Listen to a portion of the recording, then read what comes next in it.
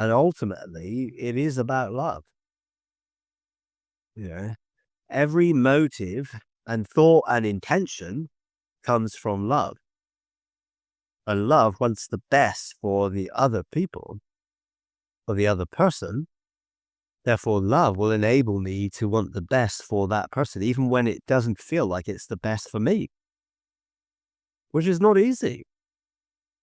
It's not easy to love unconditionally because we've not been used to loving unconditionally. And when God loves us and we're realizing God loves us unconditionally, it's so hard to fully accept that because we're conditioned by worldly relationships in that they want something from us,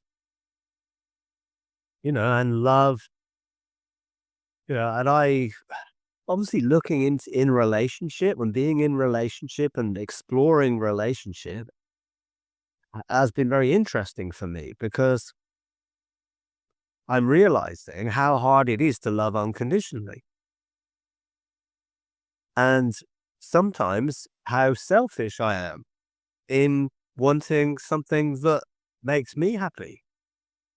But what if that making me happy doesn't make the other person happy? Am I willing to sacrifice me being happy for them to be happy? Because that's unconditional love. If I love someone, I want the best for them. That's easy when the best for them is the best for me. But when it isn't, that's where the choice comes. Now, am I really going to love this person unconditionally? Because I'm going to sacrifice myself for their happiness, which is not always easy to do because that's when emotions do get involved and you're sort of feeling things which actually are contradictory to unconditional love. And I'm not sure if I've ever, well, I don't think I've ever been loved unconditionally by someone, humanly speaking. And I guess I doubt whether I've loved anyone unconditionally either, when it boils down to the hard facts of it. Because my emotions have got involved, but I'm working on it. In a sense, I'm looking for the Father to inspire me not to be moved by my own desires or needs, but to see from the other person's perspective. Now, what if their perspective is wrong? Because we're all fallible.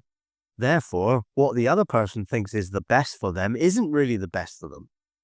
What am I going to do then? Well, I can't control them. So I've got to let them discover the consequences of their choice. Now, I can try and dissuade them and I can try and talk it through and try and let them see, well, that's not really a good idea, but it is their choice. And sometimes unconditional love is saying, I love you too much to control you. I want to protect you, but you have to learn in this situation now so that next time you'll make a wiser decision. That's really hard, but God does that with us. He allows us to make decisions which are not the best.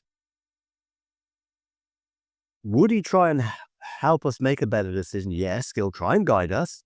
He'll try and help us to make a better decision, but he'll let us make the decision, but then he'll always try and bring good out of it. And that is the key to unconditional love. He'll always try and bring good out of it, and he won't be, I told you so. He won't be focusing on, well, there, you're suffering the consequences of your bad choice. Because that is, well, I was right and you're wrong. Now I'm proving it to you. Now you know it. Well, that attitude is not loving unconditionally. So it's quite complex and quite difficult when it comes to relationships with each other because of the nature of us having not really experienced unconditional love or knowing how to give unconditional love. And I think, well, I know God loves me unconditionally. So I've got to look at, well, how does he treat me? How does he respect me and who I am? And how does he demonstrate his love to me? Because once I know how God loves me, then I can then begin to think about loving others. Because Jesus said, love one another as I have loved you. Well, what was that love? What did it look like? How did they receive it? And then how did it motivate them to love each other as they'd been loved by him? Well, it had to be in an unconditionally loving way, which is why he talked about forgiveness. Make sure you keep your heart right towards one another. Forgive one another. Pray for one another. Want the best for one another. Because that's expressed in how he treats us. But you can't control someone even when you know what they're doing is absolutely the wrong thing. And that's really hard then.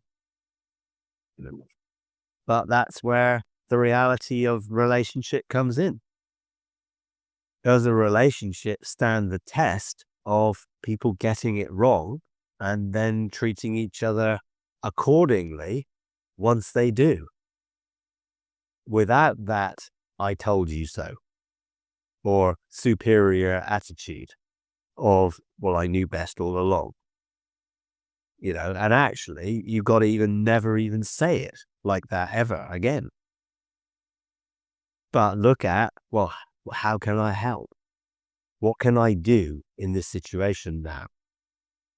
How can we bring good out of this situation? There are lots of questions you can ask to bring about what the best is in that situation, which won't be good questions if you are coming from the wrong attitude. And it's better not to have to prove you're right than have a broken relationship. I'd rather have the relationship than be proved right, even if I am right.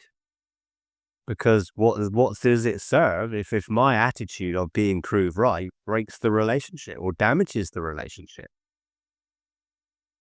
So it's very interesting.